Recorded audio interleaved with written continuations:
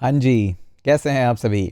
स्वागत है आप सभी का चाय और कोड में। और काफ़ी दिनों बाद हमारी मुलाकात हुई। वैसे आपने कम्युनिटी पोस्ट देख ही लिया होगा यूट्यूब पे कि हाँ जी, हम एक नया कोर्स लेके आए हैं और इस बार हमने एकदम ऑलमोस्ट फ्री ही मानिए, इससे ज़्यादा affordable pricing I don't think कि कोई भी दे सकता है या पॉसिबल भी है। और ये कोर्स हमारा यूडेमी पे अवेलेबल है। तो अगर आपको लगता है कि अच्छा कोर्स है तो मैं आपको लिंक अभी दे दूंगा, आप देख भी सकते हैं। खैर वो सब बातें हम बाद में कर लेंगे। अभी के लिए तो स्वागत है आपका वापस से हमारी सी प्लस प्लस सीरीज़ को स्टार्ट करने के लिए। एक्चुअली मैं मशीन पे इतने ज़्यादा वीडियोस हो गए थे, ऑलमोस्ट 60 आवर्स का कंटेंट, तो वो एक्सपोर्ट करने में ही बिजी हो गए थे, इसलिए वीडियो रिकॉर्ड करने का टाइम नहीं मिल रहा था। बट अब वापस आ गए हैं तो थोड़ी सी स्पीड में लेते हैं अब सी प्लस प्लस की सीरीज़ को। तो कुर्सियों की पेटियाँ बांध लीजिए, हम बहुत ज़्यादा स्पीड में अब उड़ने वाले हैं। ज़्यादा स्पीड तो नहीं लेंगे बट हाँ ठीक ठाक लेंगे। तो इस वीडियो का हमारा कमेंट टारगेट ज़्यादा नहीं है, स्टार्ट कर रहे हैं वापस से, तो सिर्फ 100 कमेंट्स हम स्टार्ट करेंगे, इतना तो आप करवा ही देंगे। अब ये जो वीडियो है इसमें हम थोड़ा सा डेटा टाइप्स के बारे में पढ़ेंगे। बता देता हूँ आपका स्ट्रक्चर क्या रहेगा इस क्लास का और इस वीडियो का। कि पहले हम छोटा सा एक डायग्राम ड्रॉ करेंगे, साथ में ड्रॉ करेंगे। साथ में ड्रॉ करना इसलिए ज़रूरी है क्योंकि आप भी, मैं तो ये चाहूँगा कि आप पेन या पेपर लेके जो भी बैठे, आप इसको डायग्राम को हाथ से ड्रॉ करिए। इसमें हम डेटा टाइप्स के बारे में पढ़ेंगे कि सी प्लस प्लस के अंदर कितने तरह के डेटा टाइप्स है, कहाँ पे इनका क्या मीनिंग होता है, क्या इम्पैक्ट होता है। फिर हम कुछ 3 या 4 कोड फाइल्स बनाएंगे और सब फाइलों के अंदर अलग अलग कुछ कोड लिखेंगे डेटा टाइप्स को समझने के लिए। और बस दैट्स इट, इतना ही काम होगा। और उसके बाद एंड में आपको एक छोटा सा चैलेंज देंगे जो आपको कंप्लीट करके, और उसकी कोड फाइल्स आपको ही लिखनी है। मैं सिर्फ आपको टास्क दूंगा, ये टास्क आप कंप्लीट करेंगे और मुझे टैग करेंगे सभी जगह, लिंक्डइन पे, ट्विटर पे, जहाँ पे भी हो, क्योंकि अब पढ़ रहे हैं तो टास्क तो करना पड़ेगा ना, तो ये तो ज़रूरी है। इसके बाद जो नेक्स्ट वीडियो आएगा उसमें आई थिंक हम ऑपरेटर्स पढ़ेंगे और दैट्स इट, आपका सी प्लस प्लस खत्म हो जाएगा। उसके बाद बेसिक्स, उसके बाद तो हम कोड के फंक्शनैलिटी लिखना, उसमें लॉजिक्स लिखना जैसे कंडीशनल्स, लूप्स, इन सबको स्टार्ट कर देंगे। ठीक है, तो आई थिंक आपको एक रोड मैप पता लग गया है कि हम क्या करने वाले हैं। रोड मैप तो सभी का फेवरेट होता है आजकल। तो चलिए हम बात करते हैं पहले हमारे ये कोड फाइल्स के ऊपर आते हैं। तो अभी तो कोड फाइल्स की हमें ज़रूरत नहीं है, तो हम आते हैं एक्चुअली में यहाँ पे जहाँ पे हम सी प्लस प्लस के बारे में बात कर रहे थे। तो सी प्लस प्लस के बारे में बात तो हम कर ही रहे हैं। इसके अलावा आप क्या कर सकते हैं, hitesh.ai और /udemy पे जाके ऑलरेडी जो बेस्ट प्राइस का कूपन कोड अवेलेबल होगा उस टाइम पे यूडेमी के लिए, ये हमने हमेशा यहाँ पे लगा के रखेंगे। तो आप सिंपली जाके यहाँ पे चेक कर सकते हैं। वेब डेव का वन सिंगल स्टॉप सोल्यूशन हमने बनाया है। इंट्रो वीडियो देखिएगा, रोड मैप वीडियो देखिएगा, वहाँ पे उसी में अवेलेबल है। जो भी कुछ होगा वेब डेव से रिलेटेड हम इसी के अंदर ही ऐड करेंगे। ऑलरेडी 60 आवर्स का है बट बहुत सारे और वीडियोज़ भी आ रहे हैं। खैर अब चलते हैं हमारे सी प्लस प्लस के टॉपिक के ऊपर। तो हम जो यहाँ पे देखना चाहते हैं वो देखना चाहते हैं डेटा टाइप्स के बारे में। तो डेटा टाइप्स जो होते हैं एक्चुअली में ना, सी प्लस प्लस जैसी लैंग्वेजेस और भी लैंग्वेजेस हैं इस तरह की, वो हमेशा से ये पता करना चाहती है कि आपका डेटा है किस टाइप का। नंबर्स को वो अलग तरह से ट्रीट करते हैं, स्ट्रिंग्स को वो अलग तरह से ट्रीट करते हैं। अब जो नंबर्स होते हैं उसको भी अलग अलग तरह से ट्रीट करते हैं। जैसे कि अगर आपके पास कोई नंबर है, सपोज करिए आपके पास एक नंबर है 4, तो इसको अलग तरह से ट्रीट किया जाएगा। और जैसे आपने लिख दिया कि यार 4 नहीं, मेरा तो 4.0 है, अब देखने में तो ये नंबर एक जैसे ही है, लेकिन 4.0 होते ही सी प्लस प्लस इसको अलग तरह से ट्रीट करता है, क्योंकि अब हम प्रिसीजन की बात कर रहे हैं। 4 ठीक है, 4.0 मतलब आपको प्रिसीजन से भी मतलब है, क्योंकि आज तो ये 4.0 है, कल ये 4.2 भी हो सकता है। अब यहाँ पे आप कहेंगे सर 0.2 से क्या ही फ़र्क पड़ेगा। देखिए अभी नहीं पड़ रहा है, ये अगर 4 करोड़ होगा और ये 4.2 करोड़ होगा तो बहुत फ़र्क पड़ता है। अरे तो बहुत छोटी सी बात है, करोड़ के अंदर जो डेटा होता है बैंकिंग सिस्टम वगैरह के अंदर, वो तो बहुत ज़्यादा डेटा स्टोर करके रखता है। तो हर एक चीज़ का एक इंपॉर्टेंस होता है। अब यहाँ पे क्या होगा कि आपको कई जगह कुछ ग्राफ और चार्ट्स भी दिखेंगे डेटा टाइप्स और उनके साइज़ पता करने के लिए भी। हम भी देख लेते हैं। तो जो सी प्लस प्लस के अंदर डेटा टाइप्स होते हैं, C plus plus data types, तो उनका जो साइज़ का चार्ट होता है ये आपको ज़्यादातर ज़रूरत नहीं पड़ती है, कोई भी इसको याद नहीं रखता है मोस्टली। लेकिन फिर भी अगर आप कॉलेज एग्ज़ाम के लिए प्रिपेयर कर रहे हैं या वहाँ पे कर रहे हैं तो देखिए याद रखना ही पड़ता है। इनमें से जो भी आपको चार्ट ठीक लगे उसी को आप एक बार देख लीजिएगा। मैं तो रेकमेंड नहीं करता कि आप उसका रट्टा मार लीजिए, क्योंकि कई बार कुछ स्पेसिफिक सिनेरियो में ही काम आता है और वो काम करते करते आ जाता है। जैसे इसको भी आप देखेंगे तो यहाँ पे भी देखिए कि आपके पास जो कैरेक्टर्स है वो 8 बिट्स है, डब्ल्यू कैरेक्टर्स है, ये वाइड कैरेक्टर्स हैं, ये कम ही आपको देखने को मिलेंगे। मोस्टली हम कैरेक्टर्स, इंटीजर्स, यहाँ पे तो कुछ और ही आ रहा है, यहाँ पे चलते हैं आई थिंक। हाँ ये थोड़ा सा बेटर चार्ट है हमारे पास में। तो यहाँ पे भी आपको दिखेंगे शॉर्ट, इंट, अनसाइंड डेट, किसकी मतलब अनसाइंड और साइंड मतलब कि किसी के पास नेगेटिव साइन तो नहीं है, ये सब होगा। अब इन सब का मुझे लगता है कि अगर जब भी आप किताबी भाषा में इसको पढ़ते हैं, रट्टा मारते हैं, या कॉलेज में इस तरह से पढ़ाया जाता है, तो होते हैं बहुत ही ज़्यादा बोर। और वो बोर मैं आपको करना भी नहीं चाहता कि यार कैसे होगा क्या होगा, क्योंकि अभी कोई सेंस नहीं है उस बात का। यही तो बात है, कॉलेज में भी पढ़ने के लिए बोल देते हैं इसको तो याद करना ही पड़ेगा, एग्जाम में पूछा जाएगा, और फिर लगता है यार ये कैसे याद रहने वाले हैं नंबर, मुझे तो आज तक याद नहीं हुए ये नंबर। इवेंचुअली पढ़ा पढ़ा के शायद हो जाते होंगे, बट मुझे तो नहीं लगता कि कोई भी इनको बाय हार्ट रख सकता है, स्पेशली जो कोड करते हैं प्रॉपरली प्रोफेशनली। कुछ केसेस में, कुछ जो आप सीपी करते हैं या कुछ लीड कोड की प्रॉब्लम सॉल्व करते हैं, वहाँ पे कुछ नंबर्स का स्पेसिफिक मीनिंग होता है, स्पेसिफिक, वो एक स्पेशल यूज़ केस है, ज़्यादातर तो नहीं होता है। तो ये भी आपको समझ में आ गया कि कौन सी कितनी बाइट लेगा, कौन कितना बिट लेगा, ये सब के बारे में आप अपनी तरफ से रिसर्च कर सकते हैं और आराम से पढ़ सकते हैं। इस पर हम ज़्यादा जोर नहीं देंगे क्योंकि हम थोड़ा सा प्रैक्टिकली लेना चाहते हैं, बट अगर आप कहेंगे तो हम उस पर भी रीड कर देंगे बस, और तो क्या ही करेंगे हम यहाँ पे, इसमें कुछ एक्स्ट्रा वैल्यू तो मैं ऐड करूँगा नहीं। तो ठीक है, अब क्या है, जो डेटा टाइप्स है इसमें आपको एक बहुत ही कॉमन और एक क्लासिक चार्ट आपको दिखेगा कि डेटा टाइप्स होते कितने टाइप्स के हैं। तो पहला तो जो है हमारे पास में प्रिमिटिव। अब ये प्रिमिटिव से मतलब क्या है, मैं आपको सारे नाम लिख देता हूँ यहाँ पे, और ये बड़े ही कॉमन चार्ट है, आपको भी इसी तरह के बहुत सारे चार्ट मिलेंगे। प्रिमिटिव है, और उसके बाद हमारे पास है डिराइव्ड, और एक जो है डिराइव्ड के बाद हमारे पास में है लास्ट है, वो है यूज़र डिफाइंड। ठीक है जी, यूज़र डिफाइंड भी आ गए। अब ये सब है क्या, इनके टाइप्स इस तरह से बने कैसे? देखिए, प्रिमिटिव तो उनको बोला जाता है जो कि बाय डिफ़ॉल्ट लैंग्वेज के अंदर थे ही थे, मतलब जो सबसे ड्रिल डाउन मेमोरी के अंदर जो स्टोर होता है उसको प्रिमिटिव बोला जाता है। प्रिमिटिव का मतलब ये नहीं है कि ये पुराने हैं, ऐसा कुछ भी नहीं होता है।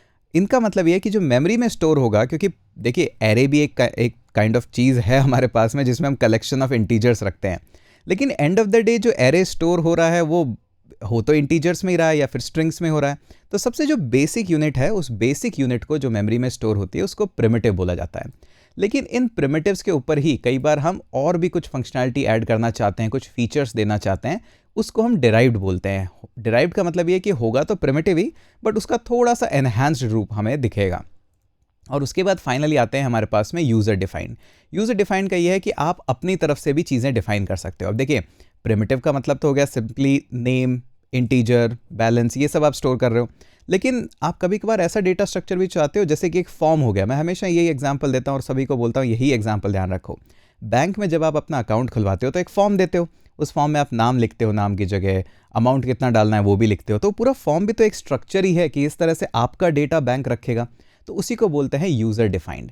तो ये सारा का सारा प्रोग्रामिंग का सारा खेल दो ही पार्ट में डिवाइड होता है, एक डेटा को रखना, एक डेटा को प्रोसेस करना। अभी हम इनिशियल पार्ट में डेटा को रखना कैसे है वो सीख रहे हैं, उसके बाद हम सेकंड पार्ट में सीखेंगे डेटा को प्रोसेस कैसे करना है। तो अब आपको समझ में आ ही चुका है, तो इसी के ऊपर हम एरोज लगा देते हैं फटाक से, ताकि हमें पता रहे कि ठीक है जी ये सारा काम हो गया। तो ठीक है, ये हमारे डेटा टाइप डिफाइन हो गए। अब इसके अंदर प्रिमिटिव में आते कौन कौन से डेटा टाइप है, देखिए इनको रट्टा नहीं मारना है, एक बार देख लीजिए बस क्या क्या है। हमारे पास में इंटीजर है, हमारे पास में फ्लोट है। फ्लोट मतलब वो डेसिमल वाले नंबर। अब डेसिमल में भी हमारे पास एक डबल भी होता है। फ्लोट मतलब 32.3 हो गया, 32.4 हो गया, जहाँ पे आपको कम प्रिसीजन की ज़रूरत है। ज़्यादा प्रिसीजन की ज़रूरत आपको डबल में होती है, जैसे स्टॉक मार्केट हो गया या साइंटिफिक नंबर्स हो गए, तो वहाँ पे हमें थोड़ा सा डबल चाहिए, ज़्यादा और प्रिसीजन चाहिए। अब आप क्या करेंगे, फटाफट से गूगल पे जाएंगे और पता करेंगे कि फ्लोट और डबल, फ्लोट में कितना प्रिसीजन वैल्यू में होल्ड कर सकता हूँ और डबल में कितना प्रिसीजन वैल्यू होल्ड कर सकता हूँ। या पॉज करेंगे और वीडियो पे लिखेंगे और फिर हम आगे चलेंगे लेक्चर में। अब लाइव क्लास तो है नहीं, वरना मैं रोक देता क्लास। ठीक है, तो ये हो गया हमारा डबल। उसके बाद है कैर। कैर मतलब एक कैरेक्टर में स्टोर करना चाहता हूँ, ए हो गया, सी हो गया, एच हो गया, जो भी आपका एक कैरेक्टर है। और उसके बाद हमारे पास है बुलियन। बुलियन की दो ही वैल्यू होती है, या तो ट्रू या फिर फॉल्स। एक बड़ा इंटरेस्टिंग डेटा टाइप है हमारे पास में प्रिमिटिव के अंदर ही, जिसको बोलते हैं वॉइड। अब ये वॉइड है क्या, वॉइड का मतलब है एम्प्टी। एम्प्टी मतलब खाली। अब वॉइड का मतलब जीरो नहीं होता है, हमेशा टेम्परेचर की तरफ से देखिए इसको। वॉइड का मतलब है नल, नथिंग, एम्प्टी है वो। अगर टेम्परेचर जीरो रखा जाए तो वो एक टेम्परेचर है, बट अगर आपको टेम्परेचर मिला ही नहीं सर्वर से तो उसको आप वॉइड बोल सकते हैं। अब C++ के अंदर इसका मीनिंग ना बड़ा कंसिस्टेंट है कि वॉइड मतलब एम्प्टी, लेकिन कई डिराइव्ड लैंग्वेजेस ऐसी है जहाँ पे वॉइड का मतलब ये भी आता है कि I don't care about what the data type is और what the data type is getting return to me. अब इस चीज़ को अभी हम ज़्यादा नहीं देखेंगे, बट कभी फ्यूचर में आप किसी से अगर जिद बहस कर रहे हो इस टॉपिक पे तो आपको ये लाइन ज़रूर याद आ जाएगी कि वॉइड का मतलब C++ में तो स्पेसिफिक है कि इट्स एम्प्टी, बट कई लैंग्वेजेस में इसका मीनिंग चेंज होता है। तो इसलिए जिद बहस नहीं करनी है किसी से भी, एक बार अपनी नॉलेज को भी चेक कर लेना चाहिए। ठीक है, अब आते हैं हम डिराइव टाइप्ड। अब डिराइव टाइप में क्या है, सबसे पहले तो आपको दिखेगा एरे। अब एरे क्या है, एरे है collection of similar data types. यहाँ पे स्पेशली सी प्लस प्लस के अंदर, कई लैंग्वेजेस में तो आप एरे के अंदर एक वैल्यू इंटीजर की भी रख दो, एक वैल्यू फ्लोट की भी रख दो। अब कई लैंग्वेजेस हमें सपोर्ट करती है कि नहीं, आप एक ही टाइप का रखोगे, एरे होगा तो सब इंटीजर्स ही होंगे, आप जितने चाहे वैल्यूज रख सकते हो बट सारी इंटीजर्स ही होगी। अगर आप कैरेक्टर्स रख रहे हो तो कैरेक्टर्स ही होंगे सारे, मल्टीपल डेटा टाइप अलाउ नहीं है। अब सी प्लस प्लस में क्या होता है वो हम जब एरे आएगा तब पढ़ेंगे कि क्या हमें अलाउ है मल्टीपल डेटा टाइप्स रखना या फिर सिमिलर डेटा टाइप्स ही रखने होते हैं। तो ये हो गया हमारे पास में एरे। अब इसके अलावा क्या है, और भी डिराइव्ड हमारे पास में, इनको भी डेटा टाइप्स ही रखा जाता है क्योंकि कहीं ना कहीं मेमोरी में ये भी स्टोरी होते हैं। एक हमारे पास फंक्शन भी है, एक हमारे पास में है पॉइंटर। अक्सर लोग पॉइंटर से बहुत डरते हैं, स्पेशली जब प्रोग्रामिंग स्टार्ट करते हैं। इतनी ज़्यादा कोई बड़ी बात है नहीं, पॉइंटर्स मतलब मेमोरी का रेफरेंस, कि डायरेक्ट जहाँ पे भी स्टोर हो रहा है आपका डेटा टाइप्स या जो भी प्रिमिटिव वैल्यू है उसका सीधा मेमोरी का एड्रेस ही मुझे दे दो, तो उस मेमोरी के एड्रेस को रेफरेंस करने को पॉइंटर बोलते हैं। तो पॉइंटर तो वो चीज़ है जिसको पॉइंट कर रही है, और कई बार उस पॉइंटर से आपको जो वैल्यू मिलती है वो उसको बोलते हैं रेफरेंस। रेफरेंस तो इसको भी हम पढ़ेंगे आगे जाके कि रेफरेंस क्या है, पॉइंटर क्या है, बट ये आपके सारे के सारे हैं डिराइव्ड टाइप के अंदर। अब यूज़र डिफाइंड क्या होते हैं, अब सी प्लस प्लस और सी के अंदर भी इनफैक्ट कई तो यूज़र डिफाइंड टाइप होते ही हैं, जिनसे आपको अगर कभी भी आपने प्रोजेक्ट्स बनाए हो सी के अंदर तो उस तरह के आपने ये काम किए होंगे। सबसे कॉमन तो आपको दिखेगा स्ट्रक्चर।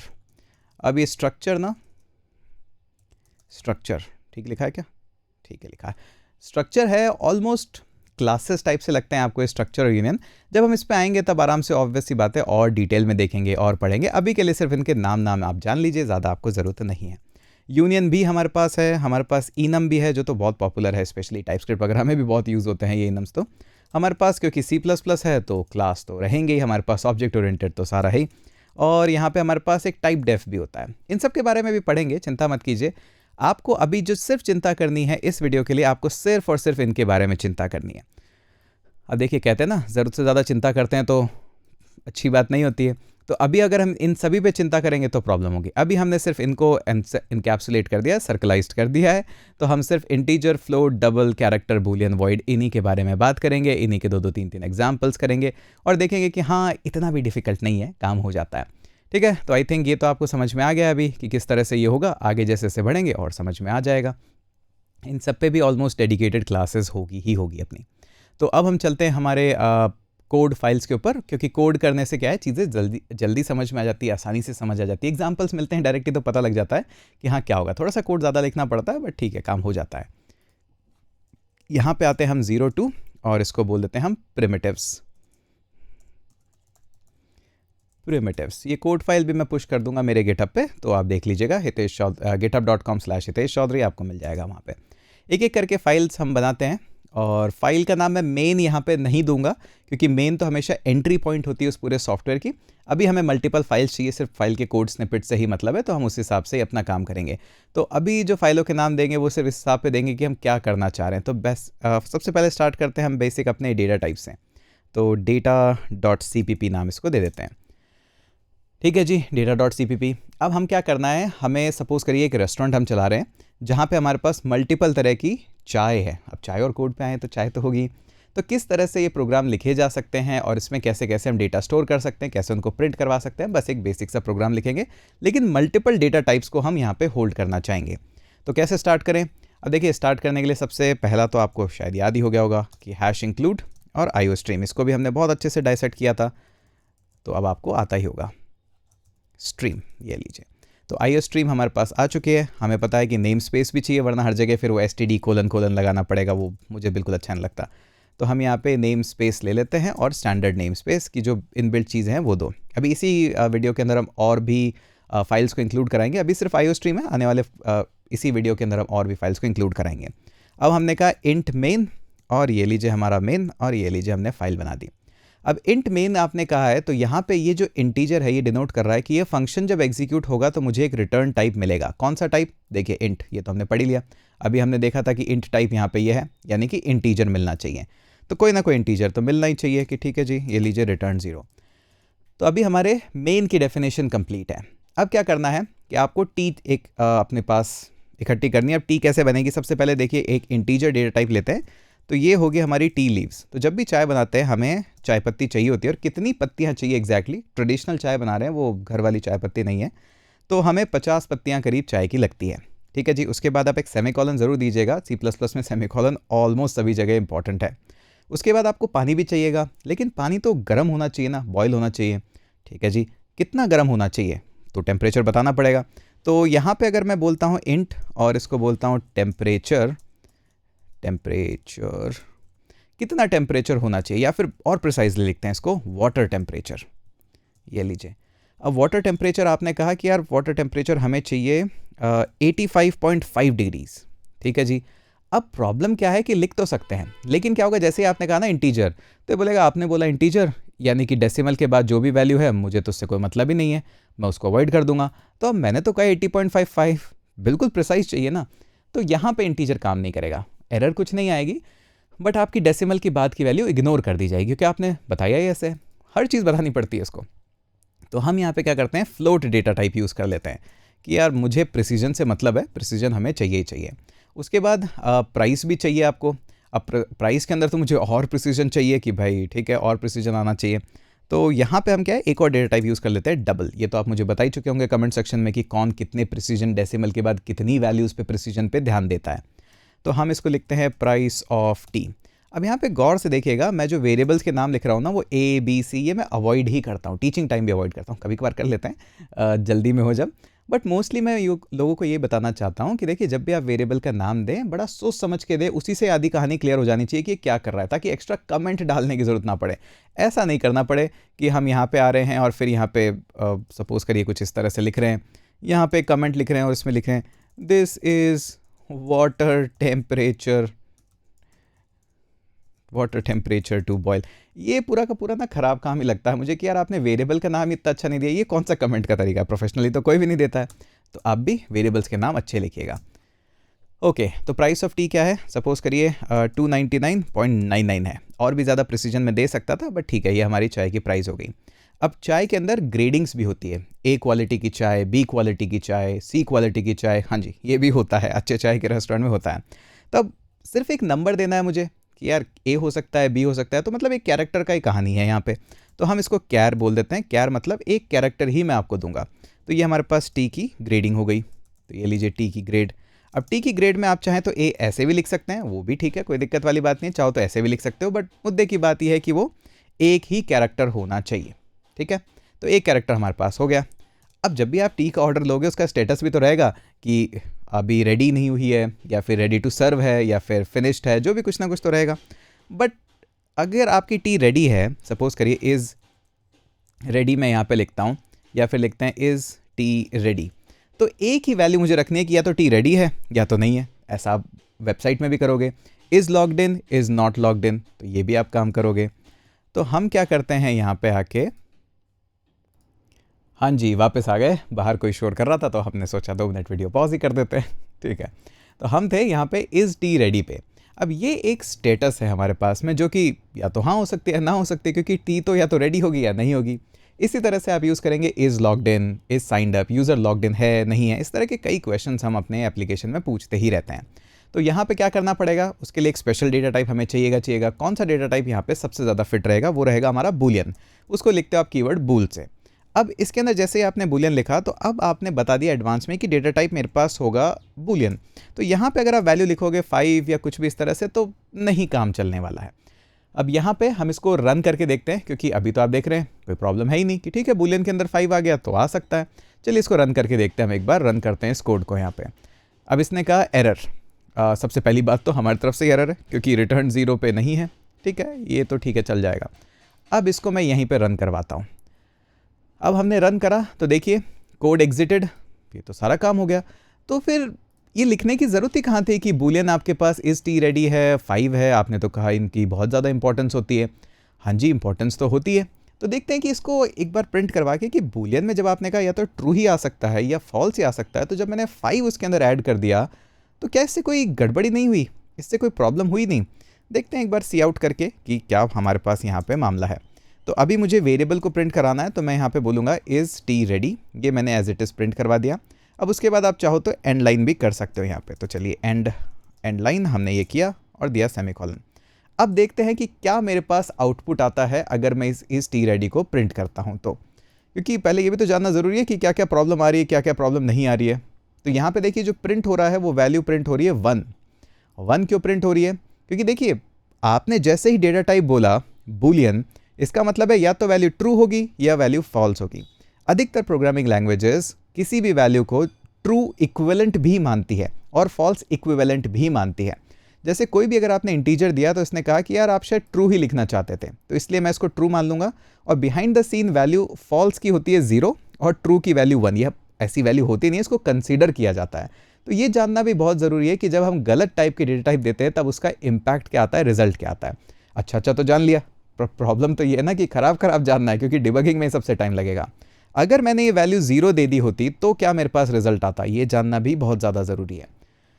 अगर आपने जैसे ही वैल्यू 0 दी तो मतलब वैल्यू 0 ही ट्रीट है, मतलब फॉल्स के इक्विवेलेंट ही ट्रीट है। अब मैं इसको लिटरली यहाँ पे फॉल्स वैल्यू देता हूँ। ये लीजिए, आप फॉल्स वैल्यू लीजिए। अब रन करिए कोड को और बताइए अब आपके पास वैल्यू क्या है। अब आपने देखा कि वैल्यू आपके पास अभी भी 0 ही है, क्योंकि फॉल्स भी इक्विवेलेंट टू 0 ही होती है। और भी चीज़ें देखते हैं कि अगर सपोज करिए मैंने वैल्यू यहाँ पे ए दे दिया होता तो क्या होता, तो भी देखते हैं क्या होता है रन करके। अगर इन सब कोड को रन करके अभी नहीं देखा तो बाद में भी नहीं समझ पाएंगे। तो देखिए हमारे पास 1 वैल्यू आ गई है, यानी कि अगर मैं कोई कैरेक्टर भी देता हूँ बूलियन में, उसको भी आप ट्रू की तरह ही ट्रीट कर रहे हैं। अगर मैं एम्प्टी आपको यहाँ पे कोट्स दे देता हूँ, मतलब मैं कुछ उसके अंदर लिख ही नहीं रहा, तो क्या होगा वो भी देखना ज़रूरी है। तो इसको मैंने रन करा और यहाँ पे देखिए मेरे पास एम्प्टी कोट्स बूलियन के अंदर अलाउ ही नहीं है। तो ये सारे एरर्स को जानना ज़्यादा ज़रूरी है, ताकि आपको एग्जैक्टली पता हो कि अच्छा ये हो गया होगा। तो यहाँ पे कहीं पे भी आप इस तरह का कोड एरर देखेंगे तो अच्छा ये काम हुआ होगा। या कहीं पे भी आप अपने बूलियन के अंदर वैल्यू देखेंगे 1 या 0, तो आपको लगेगा अच्छा ट्रू फॉल्स की जगह शायद कुछ वैल्यू यहाँ पे प्रोड्यूस हो रही है या फिर डिड्यूस हो रही है, जिससे मेरा कोड यहाँ पे रन नहीं कर रहा। अच्छा, इसके अंदर तो हम वापस से फाइनली अक्सर तो आप यही लिखेंगे फॉल्स या ट्रू। बट एक और चीज़ मैं आपको बताना चाहूँगा यहाँ पे कि सपोज़ करिए अब मैं टी ग्रेड के साथ भी कुछ छेड़छाड़ करना चाहूँगा कि यार आपको अगर मैं छेड़छाड़ करता हूँ या गड़बड़ करता हूँ तो क्या क्या वैल्यूज़ हो सकती है। आपने कहा सिर्फ एक ही कैरेक्टर अलाउ करते हो, अगर मैं ए बी यहाँ पे प्रिंट कर देता हूँ या ए बी लिखना चाहता हूँ तो मेरे पास क्या वैल्यू यहाँ पे आती है, ये भी तो देखना हम चाहेंगे ही। तो देखिए यहाँ पे आया 2 वार्निंग्स जनरेटेड, ठीक है वार्निंग तो चलता रहता है, बट आपके पास वैल्यू आई है बी यहाँ पे सिर्फ। तो ये भी बड़ी इंटरेस्टिंग एक अपॉर्चुनिटी है ये देखने की। देखिए प्रोग्राम कोड तो आंख बंद करके पढ़ते ही हैं सब, बट उसके बारे में एक इंटरेस्ट रखना एक इंजीनियरिंग साइड की, अच्छा ऐसा बोला अगर ऐसा नहीं करूं तो क्या होगा। अगर उसको यहाँ पे नहीं देखोगे तो आगे जाके तो लॉजिक्स हैं, वो तो प्रोसेसिंग है डेटा की, वो तो फटाफट हो ही जाएगा। यहाँ जितना टाइम स्पेंड करोगे उतना आपको पता लगेगा कि एक्चुअली में मेरी एप्लीकेशन के साथ बिहाइंड द सीन हो क्या रहा है। तो देखिए वार्निंग्स है आपके पास, बट वार्निंग से इतना प्रॉब्लम नहीं होता है, वार्निंग के बावजूद आपका कोड चलता है और यहाँ पे हम देख रहे हैं कि कोड हमारा चल रहा है। ठीक है जी, तो ये तो समझ में आ गया कि ठीक है यहाँ पे अगर ऐसा करता हूँ मैं कैरेक्टर देता हूँ तो ये गड़बड़ हो सकती है।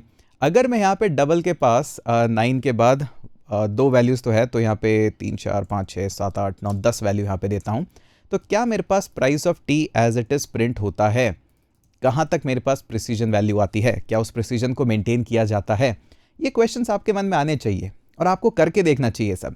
देखिए यहाँ पे मैंने कहा 300, तो यहाँ पे क्या इसने कहा कि इतनी वैल्यूज़ बढ़ चुकी है कि आपके पास उसकी वैल्यू ऑलमोस्ट 300 ट्रीट हो रही है। और भी तरीके हैं इसको प्रिंट करवाने के, बट ये सब आपको पता होना चाहिए। सिर्फ मैंने यहाँ लिख दिया कि 29.99, तो ऐसा नहीं कि बस हाँ मान लिया 29.99। अब मैं 29.99 लिखता हूँ, उसके बाद मैं इसको रन करवाता हूँ। अब देखते हैं दोबारा, अब देखिए मेरे पास 29.99 आ रहा है। इसीलिए मैंने कहा कि आप पता करिए कितना प्रिसीजन वैल्यू होल्ड किया जा सकता है, और जब आप उसको होल्ड करते हैं तो उसके बाद क्या प्रिंट करने पे आएगा। अगर मैं यहाँ पे भी इस तरह से इसको लिख देता हूँ वाटर टेम्परेचर को कि इतना प्रिसाइज वाटर टेम्परेचर चाहिए, तो क्या मेरे पास वो वैल्यू प्रिंट हो रही है या नहीं हो रही है। ये सब आपका जानना यहाँ पे ज़रूरी है कि कहाँ तक प्रिसीजन आ रहा है, कहाँ तक नहीं आ रहा है। बड़ा ही छोटा सा गूगल सर्च है, इसको आप बड़ी आसानी से कर सकते हैं।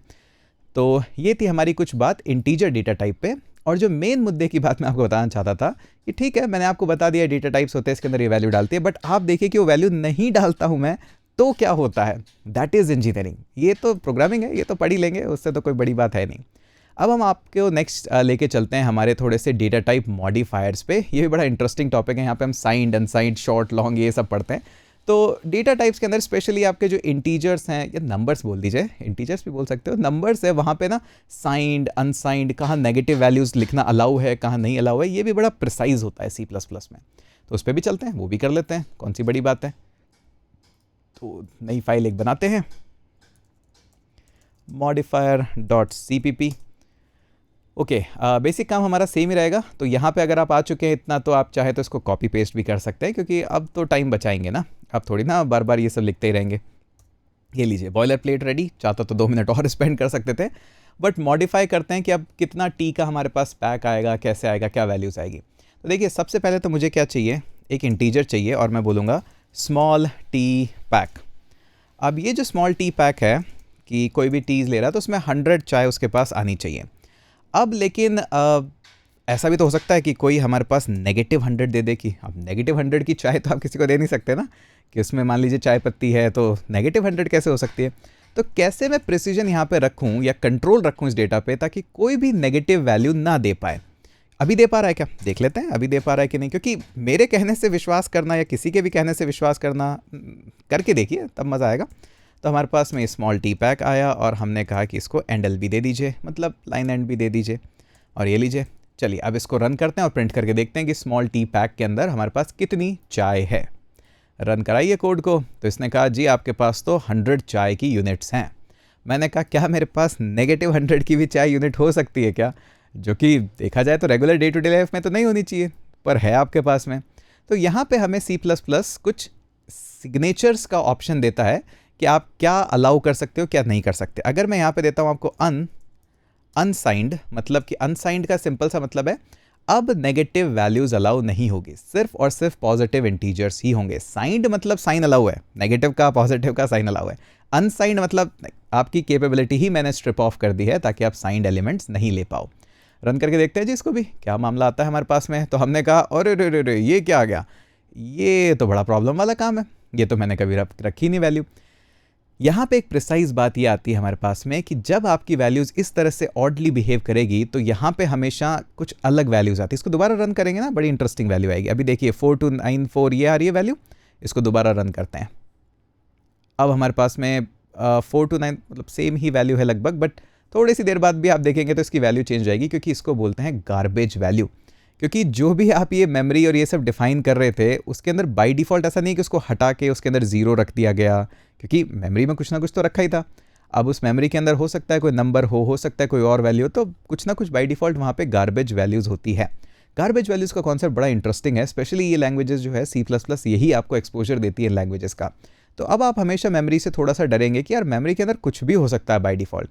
तो अगर किसी ने इस तरह की वैल्यूज़ दी और इसने कहा नहीं मैं तो -100 एक्सेप्ट नहीं करूँगा, तो प्रॉब्लम हो जाएगी, तो कुछ ना कुछ गार्बेज मेरे पास आउटपुट आ सकता है। तो अब आपको पता है कि आपका आउटपुट एकदम गार्बेज हो सकता है, तो उसके बेसिस पे ही आप चीज़ों को ट्रीट करोगे, उसके बेसिस पे ही आप यहाँ पे प्रोटेक्शन इस्तेमाल करोगे कि क्या करना है क्या नहीं करना है। अब यही सेम काम होगा कि अगर आप 200 कर देते हो या 1200 कर देते हो, जो भी आपको करना है, इसको भी रन करोगे, देखिए वही गार्बेज वैल्यू, क्योंकि आपको पता है ना कि डेटा तो मेरे को पता है स्मॉल टी पैक है, लेकिन इसमें वैल्यूज़ ख़राब आ रही हैं। और जैसे ही आपके पास वैल्यू सही है तो आपके पास एकदम एग्जैक्ट रिजल्ट आ जाता है। अब यहाँ पे हमें ये सीखने को मिला कि ज़रूरी नहीं है C++ के अंदर कि आपने गलत डेटा टाइप चूज़ करा तो वहाँ पे एरर आती है। और इसीलिए मैं कहता हूँ कि ये वाला जो पोर्शन है C++ का, इसमें थोड़ा सा टाइम बिताना चाहिए। मुझे पता है आपको बहुत जल्दी है इफ़ एल्स कंडीशन लूप्स में जाने की, वहाँ तो जाके बहुत स्पीड आती है, लेकिन ये जानना कि कौन सा डेटा टाइप यूज़ करना है, कौन सा डेटा टाइप नहीं यूज़ करना है, डेटा टाइप में मिसमैच होने पे कौन सी एरर आती है, यही आपको एक सॉलिड फाउंडेशनल इंजीनियर बनाएगा, यही आपका प्रोग्रामिंग फाउंडेशन स्ट्रॉन्ग करता है। तो यहाँ पे आइए, आराम से इसको देखिए, पढ़िए और क्या क्या होता है वो भी एक्सपेक्ट करिए, ठीक है। ऐसी जल्दी नहीं करनी है, ठीक है जी। ये तो हो गया हमारा काम।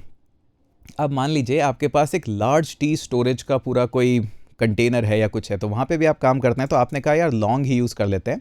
अच्छा लॉन्ग ही यूज़ करते हैं। अभी आपने कहा कि सर इंट फ्लोट डबल है, अब ये लॉन्ग कहाँ से आ गया? हाँ जी, ये भी एक डेटा टाइप आपके पास है जो कि और ऑलमोस्ट इंटीजर का ही बड़ा भाई इसको मानिएगा। और भी काफ़ी डेटा टाइप्स है, धीरे धीरे हम अनलॉक करेंगे, लेकिन अभी के लिए हम एक एक करके ही करेंगे, ठीक है। अब वैसे एग्जाम वगैरह में ना मोस्टली यही आता है और यही डायग्राम्स बनाने होते हैं, तभी ठीक है। इंट फ्लोट डबल, बट आपके पास लॉन्ग डेटा टाइप भी है, ठीक है। अब लॉन्ग का मैंने कहा कि आप एक काम करिए, लार्ज टी स्टोरेज, ये लीजिए। अब लार्ज टी स्टोरेज में आप कितनी वैल्यूज़ रखना चाहोगे? सपोज़ करिए मैं यहाँ पे रखता हूँ 100 और ये लीजिए, इतनी वैल्यू हम रख लेते हैं और इसको प्रिंट करवा के देखते हैं कि अब हमारे पास में क्या मामला है, कितनी वैल्यूज़ ये होल्ड कर सकता है। 1 2 0 हो सकता है और लगाने पड़े, ठीक है जी। हम इसको सेव करते हैं और रन करवाते हैं। बेसिकली बात यह है कि मुझे लार्ज वैल्यू स्टोर करके रखनी है यहाँ पे, तो इतने में तो काम हो रहा है, लार्ज वैल्यू काफ़ी स्टोर करके रख रहे हैं। आई थिंक 1-2 ज़ीरो और लगा सकते हैं हम, और देखने के लिए कि कितना प्रिसीजन जा सकता है वहाँ पे। तो हम जैसे ही गए यहाँ पे भी वैल्यू प्रिसीजन है, और अगर मैं इसका डेटा चेंज कर दूँ, यहाँ पे डबल कर दूँ, तो क्या वैल्यूज़ आ रही है मेरे पास, क्या उसके लिए ये प्रिसीजन ठीक है? तो इसको रन करते हैं। ओहो हो, डबल में तो थोड़ा सा प्रॉब्लम हो गया। ठीक है, तो हमारे पास इंट, फ्लोट और डबल, डबल ऑलरेडी काफ़ी हैवी था, फिर भी हमारे पास प्रॉब्लम हो गई। और फ्लोट अगर मैं रखता हूँ तो और भी प्रॉब्लम होने वाली है कि फ्लोट का तो और भी छोटा है हमारे पास कंपैरिजन। तो हम देख रहे हैं दोनों ही यहाँ पे ये वैल्यूज़ हमें आउटपुट, जो जैसा आउटपुट चाहिए वो नहीं दे रहे हैं, और ये कोई इतनी बड़ी भी वैल्यू नहीं है। इतना तो आजकल फंडिंग वगैरह में भी आप ये वैल्यूज़ देखते हो, तो अगर ये स्टोर रखना है तो ये तो ना डबल से काम होगा ना फ्लोट से काम होगा। तो इसीलिए नए डेटा टाइप्स की डिज़ाइन हुई जो कि है लॉन्ग, और यहाँ पे आपके पास वैल्यूज़ मिल जाती है। तो ये देखिए हमारे पास वैल्यू आ गई। अच्छा, अब एक इंटरेस्टिंग चीज़ और है सी प्लस प्लस के अंदर, उसको हम डायरेक्टली ऑन द गो पढ़ेंगे यहाँ पे। तो सी प्लस प्लस के अंदर आप देखेंगे लॉन्ग डेटा टाइप, और इन सी प्लस प्लस तो एक और हमारे पास भी डेटा टाइप है। आई थिंक एक तो इसका डॉक्यूमेंटेशन भी, कहाँ पे रेफरेंस है माइक्रोसॉफ्ट की, इतना नीचे आती है पता है माइक्रोसॉफ्ट की भी। तो आपको यहाँ पे दिखेंगे कि हमारे पास और भी डेटा टाइप्स हैं और भी स्टोरेज के टाइप्स हैं। देखिए लॉन्ग भी है और अनसाइंड लॉन्ग भी है, और आपके पास लॉन्ग लॉन्ग भी है, तो इंटीजर भी है। बट इंटीजर के अंदर भी फर्दर प्रिसीजन भी है आपके पास में कि कितना आप मेमोरी कंज्यूम करना चाहेंगे। सी प्लस प्लस वैसे भी बहुत ही मेमोरी सेंसिटिव लैंग्वेज है, हर एक चीज़ का ध्यान रखा जाता है कि आप 32 बिट पे हो कि आप 64 बिट के कंपाइलर पे हो। तो यहाँ पे जब आपको और प्रिसीजन की ज़रूरत हो तो हमेशा यहाँ पे आइएगा और देखिएगा कि आपको कितना डेटा कंज्यूम करना है। अब देखिए 32 बिट आपके पास अगर अवेलेबल है मेमोरी के अंदर, और आप उसमें 8 ही बिट का डेटा रख रहे हो, तो वो भी ठीक बात नहीं, क्योंकि एक्स्ट्रा है 8 बिट का अगर डेटा है तो 80 बिट उसको दीजिए। तो कई बार हमें फर्दर प्रिसीजन जब चाहिए होता है, तब हम ये अंडरस्कोर इंट 8 अंडरस्कोर इंट 16 ये सब भी यूज़ करते हैं। ज़रूरी नहीं है कि हर कंपाइलर या जो कंपाइलर आपके पास इंस्टॉल्ड हो वहाँ पे इसका सपोर्ट मिल रहा है, इसीलिए कॉलेजेस वगैरह में इसको नहीं ध्यान दिया जाता और कम ही पढ़ाया जाता है, क्योंकि वहाँ पे जो कंपाइलर इंस्टॉल है वहाँ पे नहीं है। अगर आप मॉडर्न प्रोफेशनली आप काम में ले रहे हैं तो आपको ज़रूर ये मिलेगा। तो इंट हमने डायरेक्ट पढ़ा, साइंड अनसाइंड भी देखा, लेकिन आपके पास इतने तरह के वेरिएशन भी हैं अलग अलग मेमोरी कैपेसिटी के ऊपर कि कितना मेमोरी के अंदर स्पेस दूंगा मैं। इसके बाद हमने देखा हमारे पास शॉर्ट भी है। हाँ जी, ये अलग से एक डेटा टाइप है, कॉलेज में नहीं बताइएगा, कॉलेज में मार्क्स कटते हैं उस बात पे, कॉलेज में उनको वही रटा हुआ वही चाहिए। बट यहाँ पे आपके पास लॉन्ग है और एक लॉन्ग लॉन्ग भी है, डिपेंड सब कुछ प्रिसीजन पे। अब यहाँ पे आप देखेंगे तो वैल्यूज़ रेंज भी आपको दिख जाएगी, वैसे तो आपका असाइनमेंट था ये, बट ठीक है। तो इंटीजर हमारे पास है कि 4 बाइट्स ले रहा है, तो यही कॉमन है, इनकी रेंज कोई याद नहीं करता है। उसके बाद अनसाइंड इंट है, इसकी रेंज आपके पास इंटीजर इसलिए क्योंकि ये जीरो के इधर भी जाता है, जीरो के लेफ्ट भी जाता है, राइट भी जाता है, ये सिर्फ एक ही डायरेक्शन में जाता है, इसलिए ऑब्वियसली बात है वहाँ पे है। आपके पास इंटीजर 8 है, कैरेक्टर्स हैं, तो ये पूरा का पूरा, और इसको रट्टा कोई नहीं मारता है। बुलियन भी हमने देखा कितनी मेमोरी स्पेस कवर कर रहा है, देखिए बाइट्स के अंदर सिर्फ एक, क्योंकि ये 0 या 1 ही होल्ड करता है। ट्रू और फॉल्स जो भी आप वैल्यू दोगे वो इंटरप्रेट होकर ट्रू या फॉल्स ही बनेगी। तो यहाँ पे आइए आराम से एक बार देखिए, इसको खुद के हिसाब से पढ़िए, आपको सारा नहीं पढ़ना, बस एक टेबल से नज़र मार लीजिएगा, और भी मन करे इसके बाद भी तो थोड़ा सा पढ़ लीजिएगा, ज़्यादा बड़ा नहीं है ये पूरा का पूरा डॉक्स। तो यहाँ पे आके इस डॉक्स को देखिएगा, और यही तरीका है इन डॉक्स को देखने का। माइक्रोसॉफ्ट का लिंक थोड़ा नीचे आता है, क्या कर सकते हैं हम, बट आपको पता लग गया कि ठीक है यार ऐसा भी होता है। तो आपको और प्रिसीजन चाहिए तो आप इसको लॉन्ग लॉन्ग भी लिख सकते हैं। आई थिंक अभी के टाइम पे इससे ज़्यादा बड़ा प्रिसीजन हमारे पास अवेलेबल नहीं है, not sure, but we have long double as well, but I think long long is the biggest we have as of now, but देखना पड़ेगा, आप बताइएगा मुझे सही है कि नहीं है हम इस बारे में। ठीक है, तो ये हो गया हमारे पास में सारा किस तरह से। अब एक और जब हमने डेटा देख लिया तो उसके बारे में भी थोड़ा सा smaller range of smaller values के लिए इंट भी यूज़ कर सकते हो, बट आपको काफ़ी कोड बेसिस में शॉर्ट भी दिखेगा। तो सपोज़ करिए टी सैम्पल हम दे रहे हैं किसी को, तो टी सैम्पल हमारे पास 25 लीव्स का है, तो ये लीजिए हमने शॉर्ट यहाँ पे वैल्यू रख ली। तो सभी का आपने एग्जाम्पल भी देख लिया, सभी के इम्पैक्ट भी देख लिए, कैसे इम्पैक्ट आते हैं, सभी को प्रिंट करा के और वैल्यूज़ डाल के देखिएगा कि क्या होता है, कहाँ तक रेंज में हम जा सकते हैं। ओके, तो ये हो गया हमारा सेकंड, बुकमार्क यहाँ पे कर दीजिएगा, टाइम स्टैम्प डाल दीजिएगा। ये हो गया हमारे पास में मॉडिफायर्स का। अब हम आते हैं नेक्स्ट टॉपिक पे जो कि है टाइप कास्टिंग। अब ये कास्टिंग क्या है? कास्टिंग सिंपल सा काम है कि मुझे एक डेटा टाइप से दूसरे डेटा टाइप में जाना है। अब बात ये कि क्यों जाओगे भाई, ऐसा जाना पड़ता है जी, हमारी इच्छा से तो नहीं, बट कभी कभार जाना ही पड़ता है। इसको बोलते हैं हम casting.cpp। थोड़ा सा डेटा कॉपी वॉपी करके लेके आते हैं। ये लीजिए, कास्टिंग के अंदर हम डेटा कॉपी करके ले आए। ओ, एक पी रह गया, रीनेम cpp, ये लीजिए। ऑल राइट, तो ये बेसिक्स हम हटाते हैं। अब क्या है, यहाँ पे भी एक बेसिक सा हम एग्जांपल लेते हैं कि सपोज़ करिए हमारे पास फ्लोट डेटा टाइप था, टी की हमें प्राइस रखनी थी। अब हमने जो प्राइस रखी वो रखी हमने सपोज़ करिए $49.99 में रखी है, महंगी टी है। क्या कर सकते हैं, अब आपको चाहिए इसकी राउंडेड टी। अब मतलब राउंडेड टी से मेरा मतलब है राउंडेड प्राइसिंग, कि भाई डॉलर्स के बाद या जो भी है, हम पॉइंट के बाद कुछ नहीं, हमें तो बता दो कि कितना आप राउंडेड इसकी वैल्यू लोगे। अब किसी भी प्राइस को या फिगर को राउंडेड करने के लिए भी बहुत सारे हमारे पास मैकेनिज्म है कि कितना प्रिसीजन के ऊपर ध्यान दे रहे हैं, कितना नहीं दे रहे हैं, कहाँ कैसे राउंडेड करूँ। सबसे जो मोस्ट कॉमन आपको होता हुआ दिखेगा वो दिखेगा कुछ इस तरह से, राउंडेड टी प्राइस। तो हम क्या करते हैं, एक पैरेंथेसिस लगाते हैं, उसमें लिखते हैं हम इंटीजर यहाँ पे, और उसके बाद हम हमारी फ्लोट वैल्यू दे देते हैं टी प्राइस। अब इसके बाद से होगा क्या, ये बड़ा इंटरेस्टिंग अपने आप में केस है। पहले हम एक बार इसको प्रिंट करवाएंगे, उसके बाद देखेंगे। तो हमारे पास में सी आउट ये लीजिए, और मुझे राउंडेड टी प्राइस ये लीजिए। ऑल राइट, तो इसको हम पहले रन करवाते हैं, फिर देखते हैं कि हमारे पास राउंडेड टी प्राइस क्या आई है, उसके बाद इस पर छोटा सा डिस्कशन करेंगे, ज़्यादा बड़ी बात नहीं है। तो हमने देखा हमारे पास वैल्यू जो आई वो है 49। अब 49 वैल्यू से आपको सबसे पहले होनी चाहिए चिंता। क्यों? क्योंकि देखिए हमारे पास प्रिसीजन था, लेकिन हमने प्रिसीजन गायब कर दिया।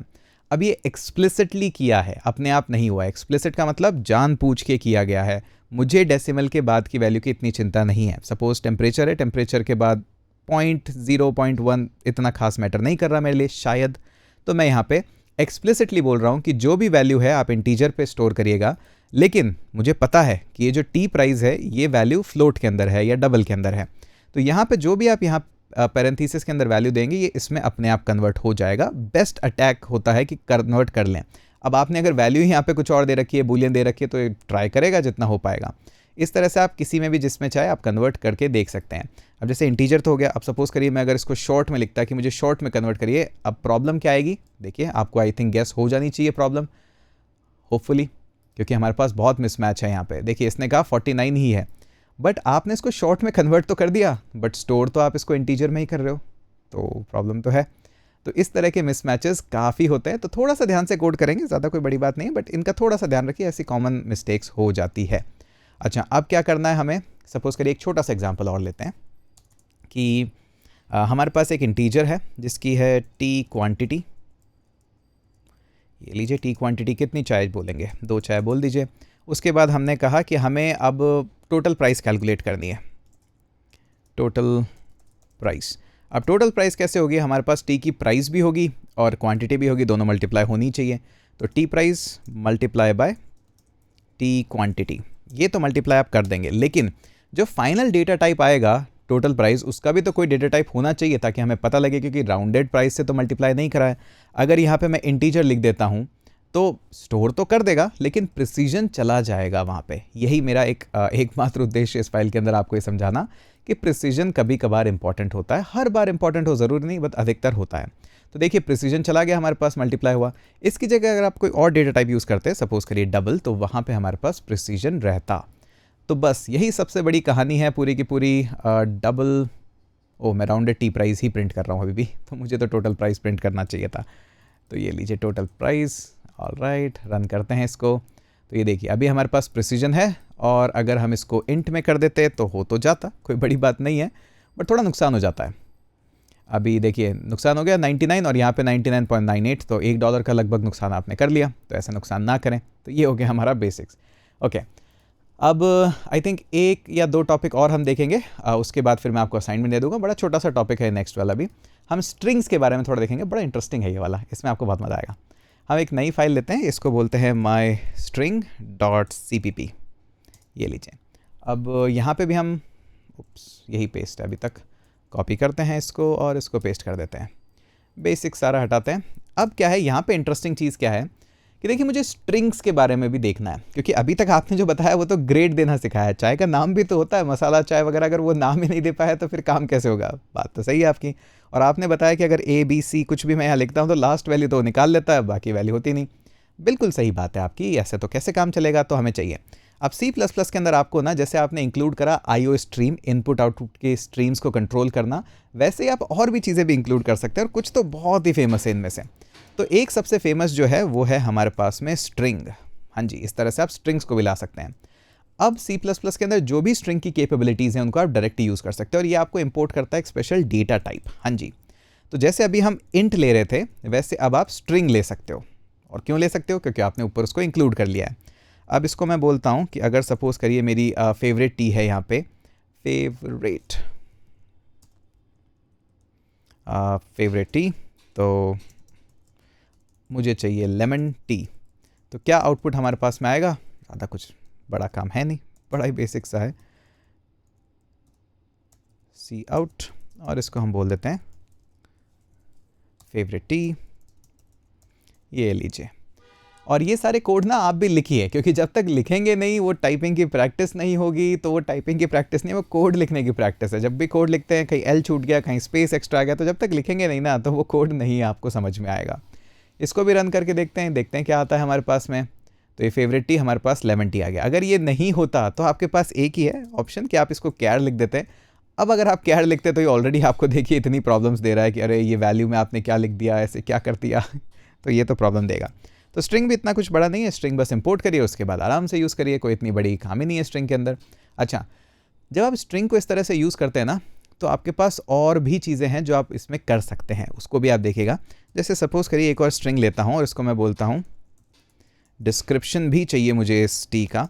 तो आप क्या कर सकते हो, कोड्स के अंदर लिख तो सकते हो known as best tea something like this.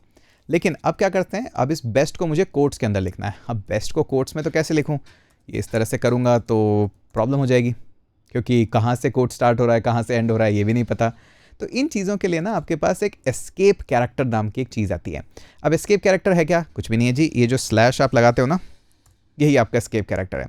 ये क्या करता है, किसी भी ऐसी चीज़ जो आपको प्रॉब्लम दे रही है, जैसे डबल कोट्स की प्रॉब्लम दे रही है, तो उसको एक बार के लिए बोलता है नहीं, इसको इग्नोर कर दो एज ए प्रोग्रामेटिक टोकन, इसको यूज़ करो as just a normal string. तो वो प्रोग्रामेटिक इसका जो इम्पैक्ट है उसको ये हटा देता है।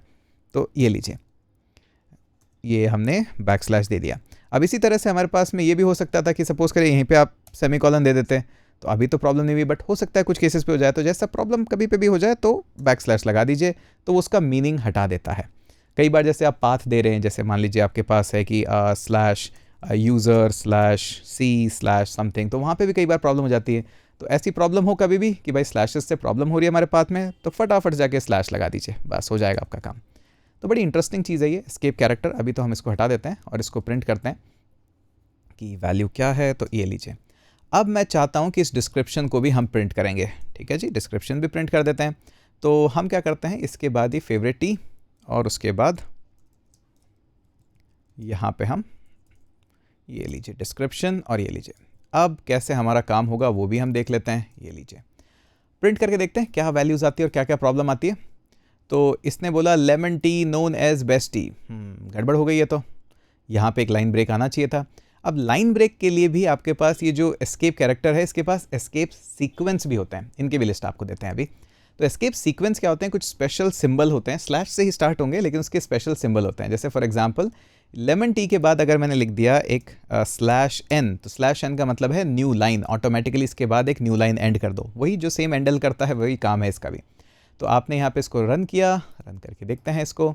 तो अब देखिए हमारे पास लेमन टी के बाद ऑटोमेटिकली एक न्यू लाइन आ गई, और उसके बाद हमने जो भी प्रिंट करना था कर सकते हैं। ऐसे ही और भी हमारे पास स्लैश टी भी है। स्लैश टी क्या करता है कि टैब दे देता है आपको, ऐसा रट्टा मारने की ज़रूरत नहीं है। देखिए अब थोड़ा सा स्पेस आ गया है यहाँ पे। तो ये जो एस्केप कैरेक्टर है वो तो ये आपके स्लैश है, लेकिन एस्केप सीक्वेंस भी आपके पास अवेलेबल होते हैं, एस्केप सीक्वेंसेस। अब इसके बारे में ऐसा रट्टा मारने की ज़रूरत नहीं है, आप सिंपल सा जाके सर्च कर सकते हैं कि मुझे सारे एस्केप सीक्वेंसेस बताओ C++ के अंदर। और आपको पता ही है माइक्रोसॉफ्ट का डॉक्यूमेंटेशन सबसे बेस्ट ही है, बट मिलता नहीं है, लिखना ही पड़ता है माइक्रोसॉफ्ट। ओके, आजकल तो जेमिनी पहले आ जाते हैं। तो आपको यहाँ मिल जाएंगे कि कौन कौन से स्पेशल सीक्वेंस है, कैरेक्टर्स हैं।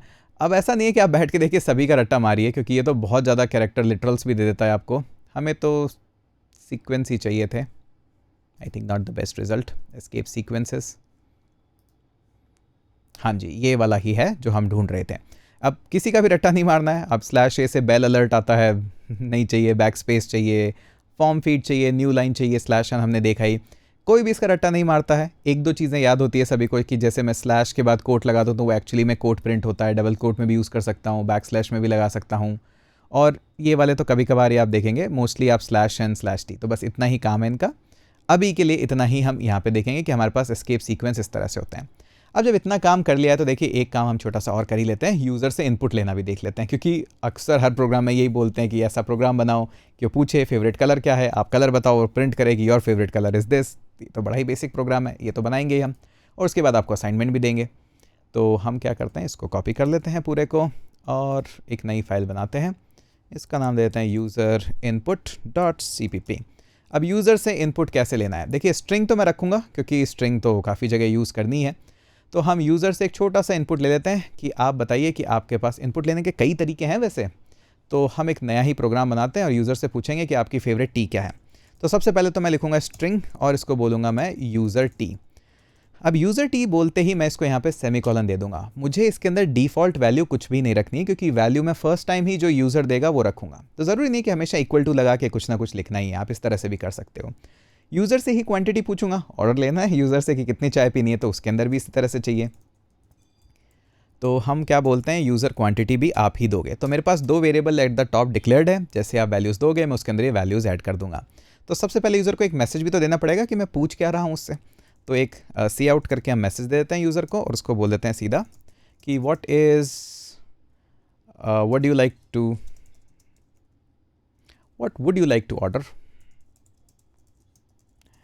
To order in T.